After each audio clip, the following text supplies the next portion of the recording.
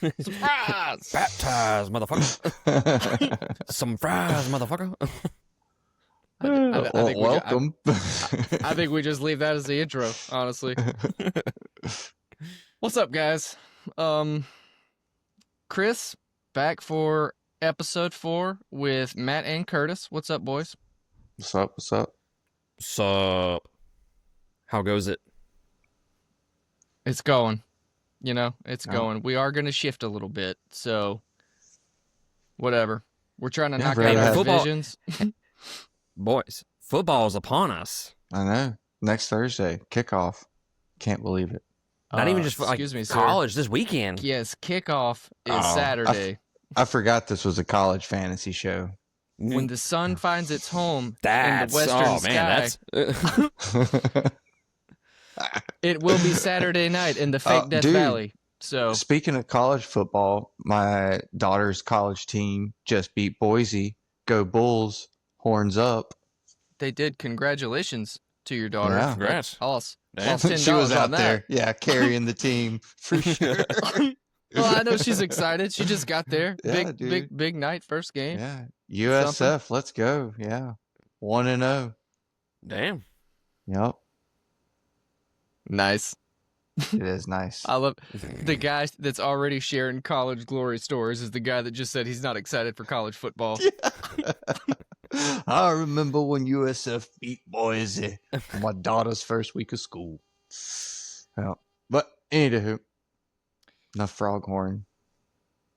All right, we can do NFL now. I guess. All Yeah, right. we should proceed. Man, these late night recordings, we are off the rails. We're 2 minutes in. I'm telling you. Yeah. Anyway, yeah, y'all are right. Saturday's the day. Go Tigers. Fake Death Valley, but that's fine. There you go. Screw Clemson. All right, so we are going to shift from our divisional breakdowns because Chris has not done his homework on the very division of the hat that he's representing right now. So Yeah. we're going to It's always push fun that to out. take a break between divisions. Yeah. Break it up. So I had the random idea to do something that I do for myself every year, but I thought I would share it and see what Curtis and Matt think about it. So we're going to call it 24 Facts from 2024 because when I launch my research, I literally just go on Fantasy Pros or any type of statistical data gathered website that just lays out players and positions and what they did for the season, and I just start randomly clicking, and I look for patterns, and I just jot down anything that I think either stands out, seems weird, or that I just completely forgot about. So, and I told Curtis and Matt have a few hot takes that they're going to share throughout the course of the episode, so you guys just aren't super hot. listening to me blab numbers off the whole time. So, I think it'll be fun. I'm coming in with the heaters. I can't wait. So I'm probably gonna go. I'm gonna go 0 for 4 on these. I hope you know. I mean, Well- you got to be bold. That's the point. Exactly. Spicy. Spicy. So I'm just going to rattle them off. Some of them are short. Some of them will take me 30 to 40 seconds to actually explain because they're weird facts. But yeah, just stop me if you hear something you want to talk about or tell me to keep going if you think it's elementary or you think it's dumb. All right? Idiot. Yes, you idiot. Terrible fun fact. Ugh. All right. Number 1. This is kind of a recap from a conversation I had with Matt, so I'm going to get these 2 out of the way first because you guys have kind of already heard them. If you statted Marvin Harrison out on a 72% catch rate, which is the league average for wide receiver ones from 2024, based off the target share that he got last year, he would have finished as wide receiver 9 last year. That'd have been nice. Yep. Because his catch rate was right around 60%. It was real bad. So, Man. Yeah. Below league average. well below the league average. Well, below the league average. Generational Marvin Harrison. Well, people forget Yep. that his numbers were so bland for his draft collateral, but wasn't his target share. He had 117 targets. I mean, that's fine for a Yeah, tall, a lot deep of those ball guy. targets. I mean, how many of those targets were catchable too? That's Because a lot of what those were I'm like, saying. That's my yeah, point. Like, yeah, sure, maybe 5 or 6 of them were throwaways, but I don't. Even so, if the dude had that many targets and he gets on a normal catch rate, he's a top 10 receiver. So yeah. it's like, Oh no, I like that a lot. I mean, I think Marvin Harrison has a strong chance of finishing top 10 this year. all right, here's the only other one that I've already kind of said, but just to recap for the sake of the list. Trey McBride was more efficient on a points per game basis than Brock Bowers was, but he's a full round and ADP cheaper. Mm-hmm. Not saying Trey McBride's a better tight end. I think Brock Bowers is that dude. I'm just saying you can get Brock Bowers in the second, sometimes the first, I've even seen, or you can get Trey McBride right around the turn or halfway through the third. And they pretty much did the same thing last year. So, Yeah, we talked about that on the last episode. It was all touchdowns. Was the only thing that was. I'm sorry. Go ahead, Primo. I said when we talked about it on the last episode, it was the touchdowns. That was the only thing really holding him back. Yeah, he only had 2, Yeah, which is asinine for a tight end. And one of them was a fumble recovery. Yeah. In the red zone. It was crazy. Dude, the entire Cardinals squad, if they can score the ball, they have so much growth potential as an offense. Man, if Brock Bowers' situation didn't improve as much as it did over the offseason, I could see where I could see people wanting to take Trey McBride over Brock Bowers, but I mean, Brock Bowers got a better quarterback. I mean, Jacoby Myers might be getting traded. You know, I still think Brock Bowers should be going in the first round. I think he's so good. And Trey McBride, I mean, I love Trey McBride. I mean, for the value is great, you know. But I hate when I see Brock Bowers fall to like the end of the second, and then like it makes taking Trey McBride behind him. I don't know. It feels bad to me. I'm like, oh, could have had Brock Bowers like 2 picks ago. I'm taking Trey McBride here. I'd almost rather just wait and take Kittle in the 4th. Yep. Hold that. Hold that. Sorry. 22 more facts, man. Kittle's one of them. Yep. All right. Gotcha. We do have fundamentally different beliefs about drafting Brock Bowers in the first, though. I did that with Kelsey 2 years ago when it was the cool thing to do, and I don't give a damn if the tight end is coming off a 500-point season. I'm never doing it again. That's fair, man. Left a real sour taste in my mouth. It's understandable. And even what it was before Kelsey was even bad. Like, he was fine that year. But all right, number 3. Joe Burrow averaged 0.4 fantasy points per game fewer than Josh Allen with 300 fewer rushing yards and 10 fewer rushing touchdowns. Yeah. That is how much Joe Burrow threw the ball and threw touchdowns. Yeah. I think he's going to be right there again this year. The situation has not changed. It has not. Got anything for King Joseph over there, sir? King Joseph? Yeah. Sorry, you have to repeat yourself. I cut out. Oh. All right. No, that's fine. That's fine. We'll go on about Brock Bowers. I cut out mentally. I'm not here right now. I deleted it when you started talking about the greatest quarterback LSU's ever produced. That's fine. Who, Joe Burrow? Nah, bruh. Dude, Joe Burrow is the fucking dude, okay? Yeah, no. Look. And again, this isn't to show you that Joe Burrow's good. This was literally just to show you that he's just as good as Josh Allen and he doesned run the ball. So, for fantasy purposes. I'm just going to throw this out there. I had him on one of my predictions at one point, but I ended up taking him off and putting someone else on there. I thought he was going to be number 1 QB. He very well could. Actually, hold that thought. Okay. All right. I forgot. I have 4 fun facts. I forgot about that one. So hold that one. All right. Number 4, Devon Achane. A rushing line of 203 carries for 907 yards and 6 touchdowns. A receiving line of 78 receptions for 592 yards and 6 touchdowns. Yeah. You like that? 78 receptions on 87 targets. He had a higher catch rate Damn. than any wide receiver in the NFL, which isn't that crazy because he is a running back. He's getting a lot of easy passes, but still, that's a high-ass Yeah. catch rate. That's like 90%. It's cool. Yeah. As far as I was not mad that I receptions drafted go, him. no, Devon Achane is dude's a beast. That's one of Curtis's best calls ever. He was ahead of that before everybody was. Yeah, I think I didn't draft him until Curtis had mentioned him. So He's a stud. He is a stud. He's not Dusty. The fun Not fact yet. is receptions alone. If that's the only statistical category you look at, he would have been 18th amongst wide receivers with 78. That's what And I'm these are talking some about. names that he would have finished with more receptions than Nico Collins, A.J. Brown, Mike Evans, Zay Flowers, and T. Higgins. Yeah. Damn.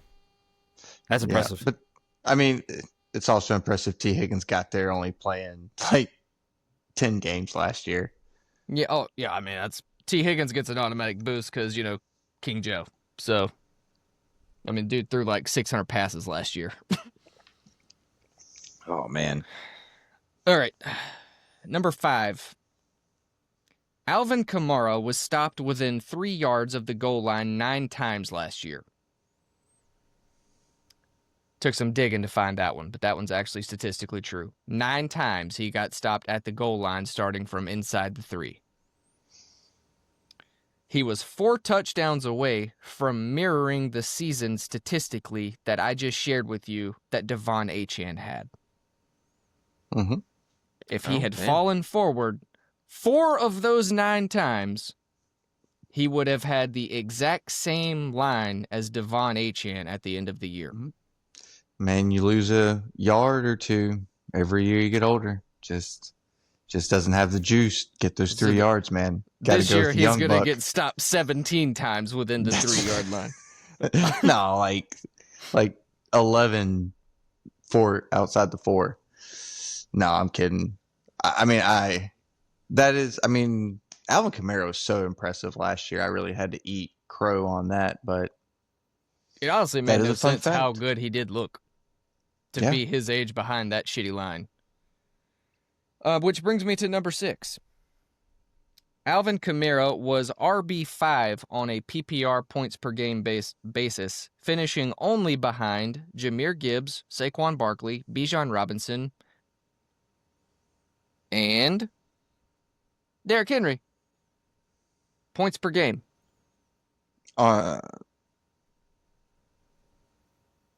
Interesting. That is interesting. So why didn't he finish as the I- RB5? Is it those touchdowns? I guess he missed a couple Touchdown. games. Yeah.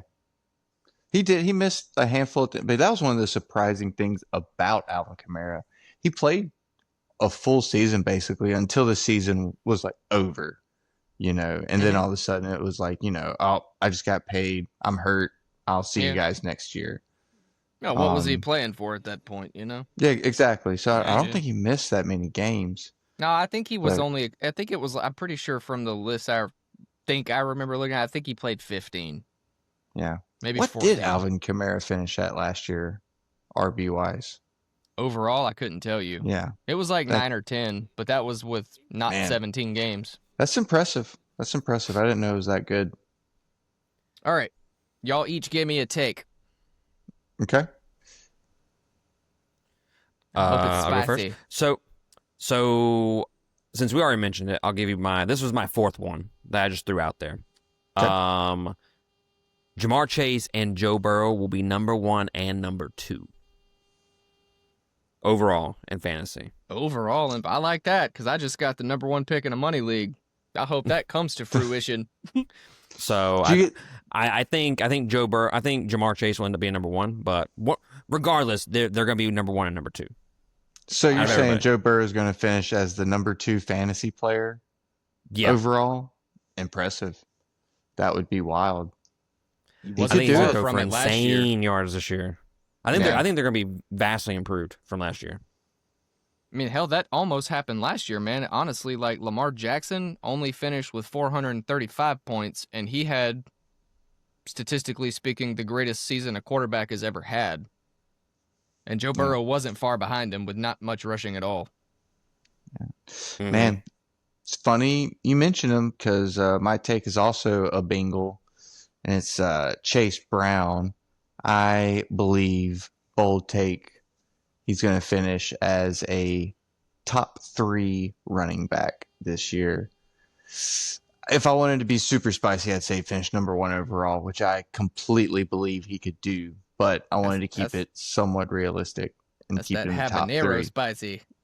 Oh, I mean, I don't think it's even really all that difficult for him to do it. I mean, this is a guy who finished at number 11 last year with only like fully starting after week 9, so he only had really like half a year as the full-time starter, with Zach Moss there in the beginning of the year. And we never even like, I think his longest like explosive distance touchdowns like 40 yards. Chase Brown has like 80-yard touchdown explosiveness in his bag. So I think if we get a full season on that explosive offense, he had 11 touchdowns. Give you that too with just like half a season as a starter. I mean, so he's got negative regression in the sense that like he played 93% of running back snaps when he was the starter. I don't think he's going to get 93% of snaps, all season long, but I think he has positive regression in touchdowns. I think he has positive regression in like explosive runs. I mean, this guy, if Chase Brown finishes number 1, I won't be surprised at all. I bet you'll be drafting Chase Brown in the top 5 picks next year. Okay. I mean, yeah, Yeah. no, the dude is special. It's very, very spicy to say number 1. I can definitely see Yeah. a path to top 3. That's why, I didn't go full spice, kept in the top 3, but Sure. yeah. Top 3 is like that paprika, but you went straight for the habanero salt. I appreciate that. All right. This one's short and sweet, and you really don't have to say much about it because it'll circle back. These are in no particular order. When David Montgomery was off the field, Jahmyr Gibbs was the overall RB1 by 4.2 PPR points per game. God, he's so good. He got pretty much a free touchdown per game when he played alone. Yeah, That's nuts. it is, man. As someone who had to play against Jahmyr Gibbs a couple times, it is the most terrifying feeling watching him on the red zone screen. Scott Hansen just splitting it up, the octo box, and you got Jahmyr Gibbs in the red zone. It's just like any moment, it's just a house call. He's so good with the ball in his hands. It truly is.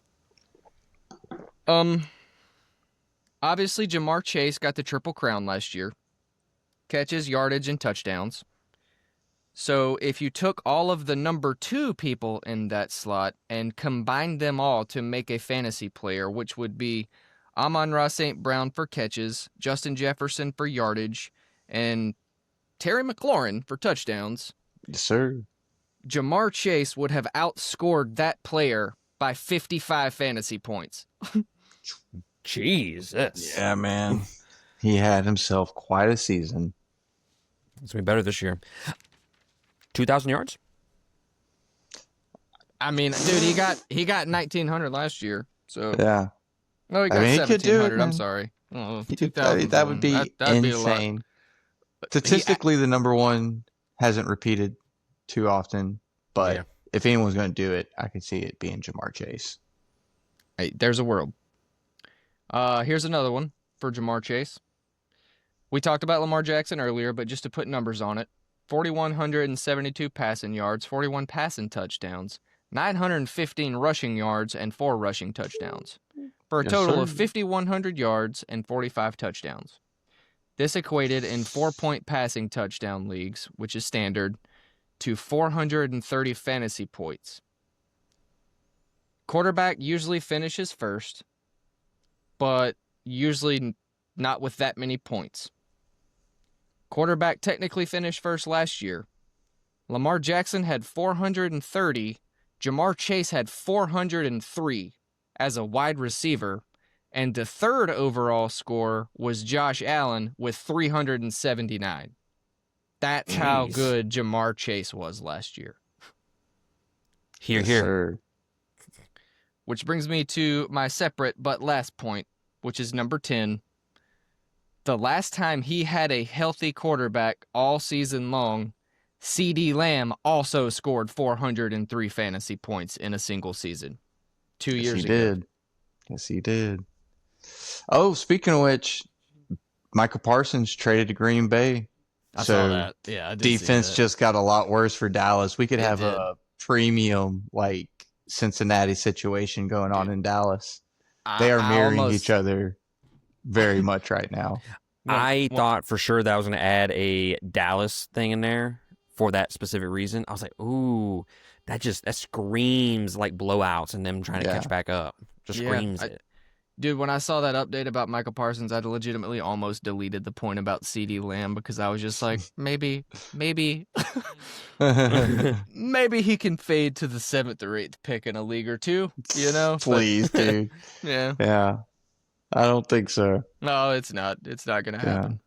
I just thought about Jason from the Fantasy Footballers because he's been clamoring for them to trade Michael Parsons all off It's season. going to be I a couldn't funny believe they did episode it. tomorrow. I couldn't believe they did it. Yeah. But yeah, that's rad though. All right, number 11. This one's not as exciting. It's actually kind of sad. James Cook played 48% of snaps last year and scored 18 touchdowns. God. Regression to the mean based on his yardage totals and his snap percentage would bring him down to 10, which if that had happened last year would have dropped him from finishing as the RB8 to the RB17. He is currently being drafted as the RB11. And he also has Josh Allen rushing in for 13 or 14 touchdowns a year as well. So I guess my fun fact is I think James Cook's a real bad burner pick. Yeah, he's got negative regression written all over him. I mean, if his playing time goes up, it could balance it out. But I mean, he did just get paid. Team committed to him. We'll see. I mean, they're just rolling back the same offense they had last year, basically. You got Ray Davis coming into year 2. I mean, they liked him a lot, but yeah, he's a pick I'm having a hard time with. But sometimes I just have to click him. George Kittle scored 13 fewer points than Trey McBride last year and played in 1 fewer game than Trey McBride last year. George Kittle scored 26 fewer points than Brock Bowers and played in 2 fewer games than Brock Bowers last year. George Kittle had 1,106 receiving yards. Trey McBride had 1,146 receiving yards. Brock Bowers had 1,194 receiving yards. That all sounds pretty good, right? Oh, yeah. Here goes the kicker. George Kittle saw 50 fewer targets than Trey McBride and 60 fewer targets than Brock Bowers. Yes, sir. And he scored Damn. more touchdowns than both of those two combined. Yeah, he did. Man's a red zone machine, dude. He's so good at catching touchdowns. I don't get paid to do this, so I don't know what the efficiency metrics are. But 50 and 60 fewer targets, and you actually average more per game than they did. Like, that is ungodly efficient. Yeah. Almost like Brock Bowers. It's not Brock Bowers. Brock Purdy's a good quarterback. Almost. Oh, that's crazy take. Yeah. Yeah, that's awesome. I mean, there's meat on the bone for this coming up year. And as far as He's getting more primed and receptions ready. go. Yeah, I mean, and they need him too. I mean, Jawan Jennings dealing with a calf injury. Ricky Pearsall, an exciting year 2 guy, but I mean, we only saw a small portion of him last year. He's going to fight Christian McCaffrey over it because he's not going to get hurt again. No, never. Those two, it's hilarious that they're the only. No, he's got Volvo parts in his ankles now, so he's going to be fine. I'm confident. 17 games, RB1. Please, We'll God. see. Just give me Please, one God. more. Give me one more season. Give me one more. All right, that was number 12. So y'all give me another take. All right. I don't have a lot of juice behind this one, but just off feelings, I have a sense that Bayshell Tootin is going to be this year's Chase Brown. There's already whispers of Jacksonville trading one of their running backs, likely to be ETN if one's to get traded. But I don't even think that has to happen for Bayshell Tootin. But if that happened, it'd make it a lot easier because you have someone like Tank Bigsby, who I think a lot of people like. A lot of people like Zach Moss last year. He had a really good season with the Colts. Came to Cincinnati. People are excited. Zach Moss, showed some juice. So and an older incumbent back to overcome. But Bayshell Tootin's athletic profile is insane. I mean, this kid is fast. I can't remember his 44 time, but I'm telling you, he's going to be a thing this year. And if he gets the full starting, like if ETN gets traded and then Lord, no, like forbid, Tank Bigsby gets hurt, like Bayshell Tootin could be a league winner going for basically free in drafts, much like Chase Brown last year. So draft Bayshell Tootin. Yeah, I mean, I had heard good things. I wasn't that in on him, but sure. Oh, I'm big time if in. you like him that much, I'm in. That works. Mm-hmm. You called Devon Achane, so I trust you. It's kind of weird that it's kind of weird that you keep bringing these players up when they're like some of my predictions. I really hate to say this, and it's mostly because he's a Gator, but Ricky Pearsall, dude got shot, right before last year, right before the season started, fucking came in back. The chest, like, dude took, if he had a Superman shirt on, he'd be a super bleeder. Dane Cook reference. At the same time we've referenced that. Oh, circa 2006? 7-ish. Sure. Anyway. I like it. Anyways, Ricky Pearsall, I hate the fact that he's a Gator. He'll be a top 10 receiver this year. Bet on me. Top 10. Brandon Ayuk, Juwan Jennings. Juwan Jennings is hurt. He's out with a calf injury right now. Brandon Ayuk is going to be out, 4 games already? Minimum. 6 games. Probably. Yeah. Minimum 6 games. So there goes all those targets. Right. He's gonna be the number 1 target in San Francisco this year. I think he'll be over Kittle. But not McCaffrey. All right. Because he's playing a full 17. Look, I'm gonna ride McCaffrey. He's done so much good for me. I'm gonna ride him till he dies. Well, as one of his biggest advocates, statistically over the last 5 years, he has actually done more bad for you than good. But the good has been great. So I'm with you. I'm shameless about it. All right. Number 13. Here's a quick one. I also love that TIG. I really like Ricky Pearsall. That's a cool story. I like players with a back plot. Yeah. I hope I love the fact that he has a tattoo that says "Bet on me." Cracks me up so much. But yeah, I like Ricky Pearsall. I hope he has a really good season. Y'all remember that catch he made at Florida where it was like the one-handed catch? Yeah, ever since then I was just like, I don't remember it, but just YouTube it. It's an insane catch. Oh, I do know that. I know exactly what catch you're talking about. It is. Ever since then, I was like, his draft stock up to the first round. Yeah, sold. All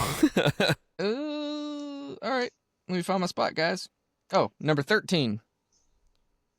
On yardage totals, both Lamar Jackson and Jaden Daniels would have finished in the top 20 as running backs. Damn. They studs. Yep, they real steady. They're real fast. Number 14. 3 quarterbacks in the NFL last year threw for at least 4,500 passing yards. Joe Burrow, Baker Mayfield, and Jared Goff. Yeah. He had a good year. He did. Number 15.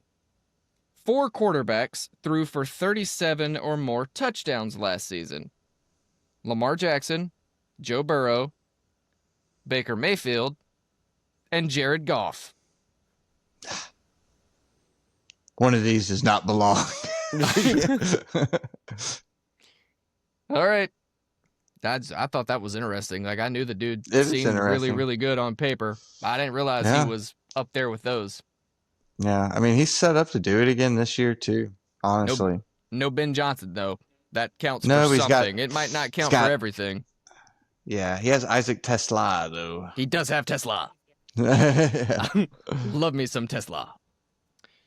All right, number 16. Pacing out his final 6-week stretch to end the season over a full 17 weeks, Jonathan Taylor would have finished above Jahmyr Gibbs, who finished 4.2 fantasy points over number 2 per Yeah. game. That's nuts. Yeah, Jonathan Taylor. He's a screaming value in drafts this year. Like late Yeah. second, close to the Yeah. turn. Yeah. Idiotic. Idiocy. I want to hate him, but he's good. He's so good. He's another. Yeah, he's another one with top one upside. And now top Anthony one, Richardson number isn't one. there to take 70 rushing yards a game away from him. So Oh yeah, yeah. Daniel Jones knows how to check the That's ball a down. that's a crazy take that you even give him 70 yards. he probably would have ran for 70 yards a game if He would break more bones in a play than he would get yards. Oh, he would be Possible. fine. He would run until he got tired, and then he would come out. Yeah, I'm tired, coach. Okay. All right, number 17. Only 3 running backs saw 350 total touches last year. Saquon Barkley, we knew that. Derrick Henry, Mhm. we knew that. And Kyron Williams. Yeah, he's a workhorse. And he's going to be again. He's Yeah. a big year. Mm-hmm. Maybe the best value of all the high-end running backs. I think he very well could be. I truly do. Where- I'm hitting him a where'd you lot say at the he 2-3 was? turn. I mean, I've seen him fall into like the middle of the third. Yeah, his ADP Yeah. is actually like 25 or 26. Yeah, it's wild. What did he finish last year? What'd you say? 3? I think he finished as RB7, but he was third in touches. Like third in total Yeah. touches. I think he'll be top 5 this year. I don't hate that. I don't hate that at all.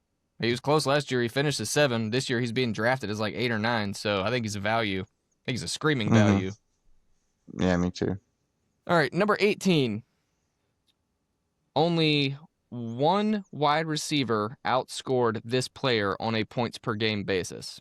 That receiver was Jamar Chase. But the player I'm talking about who finished as number 2 on a points per game basis was Chris Godwin. We just only got to see yeah. it for 7 Ooh. games. You want to give me another spicy take so I can gather myself? I got 6 left, so Well, good thing I had an extra one, I guess. So yeah, I will give. We haven't talked about the Texans at all. fair. So I am a huge CJ Stroud fan. Huge CJ. I think he obviously had a down year last year. When he played Georgia in the bowl game a couple years ago, was that 2022? 2, I believe. And he just ran all over the place and just completely dominated Georgia. I've been a huge CJ Stroud fan since then. Respect. I think he's gonna have a rebound year this year, and he'll be a top 5 quarterback. The addition of Nick Chubb, we have some new receivers in town that'll help the Texans be, I think, one of the best offenses in the NFL. I think Nick Chubb comes back and he hits. I mean, obviously, I don't think he's going to be up to the level that he was previously, but I would not be surprised if Nick Chubb had 1,000 yards this year. And That's CJ bold. Stroud, top 5 pick, or top 5 QB. Okay, I don't hate that. I don't know how strongly I've been doing some mock drafts. I've been drafting CJ Stroud in like the 9th, 10th round. Yeah, He's he he's fell. way the fuck down there. He definitely fell And I'll since take it. last year. I don't know if you remember, I was way out on him last year, but it's because his ADP was in like the 5th round. Like I thought that was way too Mm-hmm. rich. But yeah, 9, 10, 11, sure. Why not? And the better he is, the better my little Nico's going to be. So I'm all about it. Absolutely. All right, let's land this plane, man. It's been a bumpy ride. Number 19. Jamar Chase was the target leader with 175 targets. Malik Neighbors had 170 targets, but played in 2 fewer games than Jamar Chase. Damn. He had They were 5 just fewer fucking targets and spoon 2 feeding fewer. them. Oh, dude, yeah, he was the offense. I mean, the offense ran through him, and it's not looking like it's going to be a whole lot better for him this year. So if he stays healthy, he's just going to keep doing it. Number 20. Of wide receivers with at least 100 targets, only 4 wide receivers averaged over 15 yards per reception. 100 targets or more, 15 yards per reception. Calvin Ridley, DK Metcalf, Ooh. Darnell Mooney, and George Pickens. So that's like your whole squad of late round flex fill outs right there, just going for 15 yards a catch. The thing with George Pickens is the dude had some huge ass plays throughout his career, and even at Georgia. I mean, if you need a big play, George Pickens was there. The thing is, he's just not. He's more of a deep threat than he is catching a bunch of passes. You know. Yeah. No, I mean, So when that's I had on my team, he would either have like fucking like 9, 10 points. I'm probably exaggerating a little bit. I don't know the exact totals, but he would have shit points. But then there were some weeks where he would have 20 or 30, and it's just like, damn, I can't. His floor is so low, yeah. but his I mean, ceiling is really high. when you're talking about a yards per catch kind of guy, that's just kind of what you're going to get. I mean, they could go 4 for 50, or they could go 4 for 50 with 2 touchdowns. You know, but late round flex Yep. plays. I just thought it was interesting to have a list that had those 4 names on it. When I saw it, I was like, Especially Calvin interesting. Ridley. Right. Calvin Ridley might be a flying steal this year, to be honest with you. Yeah. All right. Number 21. And this one's not that cool, but it was interesting to me. Only 3 wide receivers recorded 20-plus rushing attempts last year. Xavier Worthy had 20 carries for 104 yards and 3 touchdowns. Deebo Samuel had 42 carries for 136 yards and 1 touchdown. Jaden Reed had 20 carries for 163 yards and a touchdown. A wide receiver averaged 8.7 yards per carry. It's impressive. I'm not drafted somebody because they did that. Like, if I'm deciding between him and somebody else, that's enough to put me over the top and be like, yeah, all right, cool. Give me an extra 160 yards and a score. But just the rushing efficiency, 8 yards a clip, that's nuts. That's insane. Yeah. Of running backs with at least 200 attempts, only 4 running backs average 5 yards per carry or more. Derrick Henry, Saquon Barkley, Jahmyr Gibbs, and Bucky Irving. Now, But he's going pretty high in some of these mock drafts I've been doing. And he should. Like Bucky Irving, he's a very talented running back, very young talented running back on an offense that's going to score a lot of points. For your breakout season, if you're in any statistical category next to those 3 names, you're in good company. So, Yep. Like if this is the only stat I had on Bucky Irving, I saw that he got at least 200 carries and he averaged 5 yards a clip. Give him to me. I'm drafting that. All right, 2 more. On a points per game basis, David Njoku finished as tight end number 4. Dude, I'm telling you, he was out for those. Actually, he wasn't even out at all for the Burns, right? He came back that week. He might have come back that week. I can't remember. He did miss some time because if I made a stat about points per game basis, it's because when I clicked points per game, it jumped him up like 9 slots. So he definitely didn't finish as the tight end 4, but no, there there were several weeks where I could not use him. I remember that. But when he was in there, it was like, well, goddamn, he's pretty fucking good. And I've talked to several people about David Njoku. He's kind of the tight end best kept secret of the league. Like if you had him, you saw it, but if you didn't have him, you really weren't paying attention to it. It was kind of just happening in the background. All right. I saved this one for last because this one was the coolest to me. I'm not going to build up to it. I'm just going to read it. It's kind of long anyway. But Jahmyr Gibbs finished 8 points over Saquon Barkley with 76 fewer touches. Jeez. Jahmyr Gibbs finished 21 points over Bijan Robinson with 72 fewer touches. Jahmyr Gibbs finished 28 points over Derrick Henry with 43 fewer touches.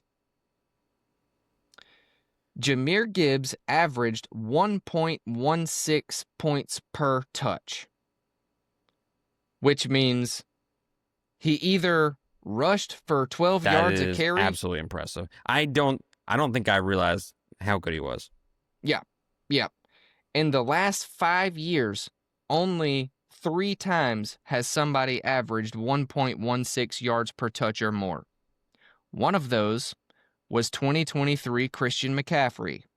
We all remember how good he was. Savage. The other one of those was 2023 Jahmyr Gibbs. It's only happened 3 times in 5 years. He's been in the league for 2 years, and he did it twice. Was that his rookie year? Mm-hmm. Now, Damn. he didn't have if you go 300 back to when he played at touches that Alabama, if you go back to when he played at Alabama, the year that they had him, it was like, why are y'all not using him more than you are? Because that dude is so fucking fast. Yep. He I don't like to tout anybody from the Tide, to be honest with you, but just, you know what, running backs, as a general rule, you just got to throw respect where respect's due, man. They know what to do in that running back room. And yeah, he might be I can't sit here and tell you that he's probably the best one they've produced in 2 decades, because you got a lot of work to do to pass up what Derrick Henry's done in the league. I get that. But he's probably just the most talented, versatile running back that I can remember seeing since probably McCaffrey's breakout. Like early, young, healthy McCaffrey. I think he's just that good. But I think he's primed for another great year. He should be. And honestly, he's being drafted in the first round, and he's sharing the backfield with David Montgomery, so everybody's like, ooh, God, I know he's that good, but at the same time, like, he's getting 50 to 55% of the workload. We saw it last year.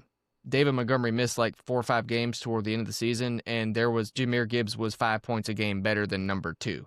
Like, if he gets a situation where it's just him, he's the best. He's probably the best player in fantasy football. If he's in a situation all year long where it's still being shared with David Montgomery, even if Montgomery vultures some of his touchdowns, he's still a top 5 running back with diminished injury risk because he's not touching the ball every play. I don't know. Outside of Jamar Chase, Jahmyr Gibbs is Jamar Chase, CeeDee Lamb, Jahmyr Gibbs. That's the order I'm drafting people with top 3 picks. I can't argue with that. Can't argue with that at all.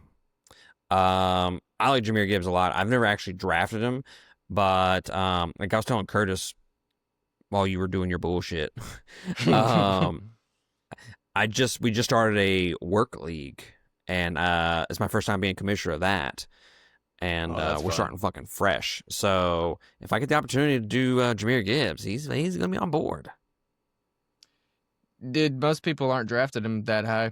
He's usually fallen to the 6th or 7th pick overall, and at that point, you're just, it's a borderline free championship if he stays healthy. So, I mean, I'm not drafting number 1 overall. I'm probably taking Jamar Chase. I will ride Jamar Chase until he fucking falls. Oh, you have the number 1 pick?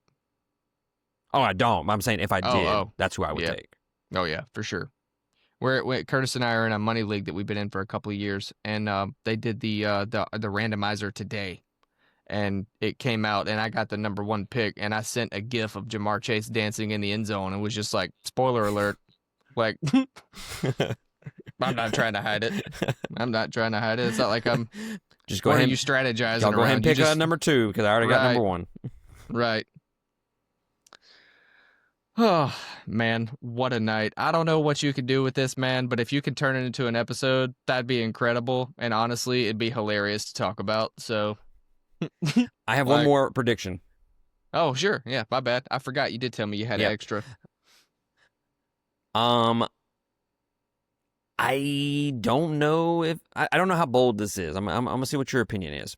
So Falcons fan, Michael Penix will be a top 10 QB this year. I don't know how spicy this is. The defense, I feel like it's going to be a little mid. They got some youth being added to that roster a little bit. So I think they're going to be playing from behind a little bit more, or at least throwing the ball a little bit more. I really hate the fact that I'm still holding out hope that Kyle Pitts is going to be good. He's not, but he's gonna end up fucking me just like he always fucking does. But Bijan Robinson, Drake London there, Mooney, who kind of came into his own last year. I picked him up the waiver wire, in a couple of my leagues, and he got me some pretty decent amount of points. So I think Michael Penix is gonna really ascend this year. So, I do think it's a spicy take, but I also kind of support it. I think the fact that you said top 10 is what makes it spicy, because I think I would safely put him in the top 12 to 15 range. But you're right about everything you said. I mean, the dude's got weapons. I don't care what the world says. Kyle Pitts should be a top 5 tight end every single season. I don't know why it hasn't happened. Should. Yeah, should. And I don't know I knew Arthur Smith was the problem, so hopefully that's worked itself out. I know Jonnu Smith was also there for a minute, and that slowed him down. But this should be the year. I will jump on board with that spicy take with you and say that if Kyle Pitts is a top 8 tight end, Michael Penix will be a top 10 quarterback. Yeah, it's all dependent on him. Because, well, I mean, Bijan's going to get his, Drake London's going to get his, and Mooney is a piece. I mean, Mooney's there. He's a good piece, They have talent. But, I mean, it just depends on what they can do over the middle of the field. So, I don't They hate also it. have Algier. They do. The wings. I'm curious to see if Algier just rolls right on into full handcuff status now that Arthur Smith is gone. And praise be. Mm-hmm. Praise be. I'll hate it for Algier, but Here. yeah. Well, Arthur Smith, he can stay his ass in Pittsburgh. I know. I wish Curtis was still here, because that would be a fun conversation, honestly, to watch you hand the candle over of the Arthur Smith. But, yeah. No, I don't hate it, man. I think it is bold. It is spicy, but I could see the path where it happens. I mean, that division sucks on defense there for the Bucks, so.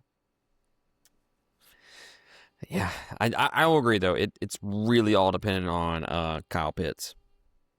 I think he's the last I shouldn't piece. trust him. I shouldn't trust him, but here I am, putting my fucking trust in him yet again. Man, I've seen several players like that this year that I'm like, you know what? I'm done with this guy. I'm never drafting him again. He has never done anything good for me. But then I see their ADPs in like the 10th round, and I'm like, I'm immediately back in. I'll give you one more shot because you're so cheap, and I still believe. So I'm with you, man. I think Kyle Pitts should be that good. I really do. I'll you know what? If it's 2 more seasons and then he gets cut or traded for nothing, I'll be like, I was wrong. I was wrong, guys. My bad. I think Kyle Pitts has the potential to be number 2, number 3 tight end. That's spicier than Penix being top 10 quarterback. No, No. Like, I'm not saying that that's what he's going to be this year. I'm saying he No. has that potential.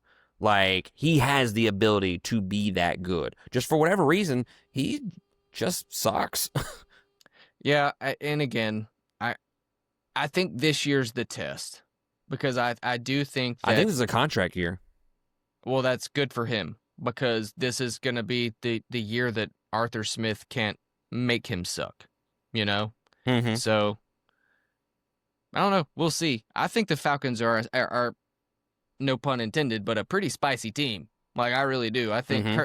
Curtis made the claim to me. I don't remember if it was while we were recording or if maybe we were just talking about it, but he thinks the Falcons are going to win the division if I remember that conversation right or have a shot to.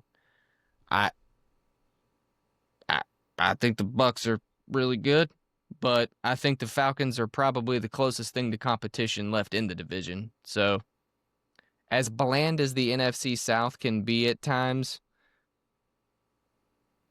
it's weirdly always exciting, I Mm-hmm. guess.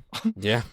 But Never know what's going to happen. yeah, that's you can the worst Panthers team that ever existed, dollywop a really good Saints team a couple years ago, and everybody that I was with that were Saints fans were just like, yeah, seems right. That You checks know? out. That That tracks. checks out. All right. Well, regardless of the turbulence, that was a fun flight. I enjoyed that. Indeed, sir. It was fun.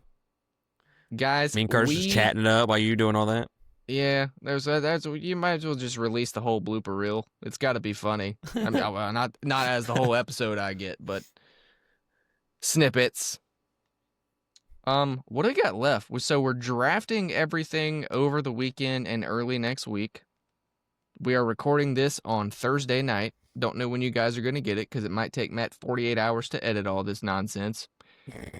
But we will do the AFC East and the NFC East, even if it's a day or two late, because I promised you all that we would, and I've actually had a couple of you ask me about it. So I promise. If I have to go to the library to connect to the public internet and record it myself, I will do it for you guys. But good luck if I don't see you before then. Happy drafting, and I guess we'll catch you either for the East or when we all have teams to talk about. Indeed. Can't wait, sir. Peace out, buddy. Later.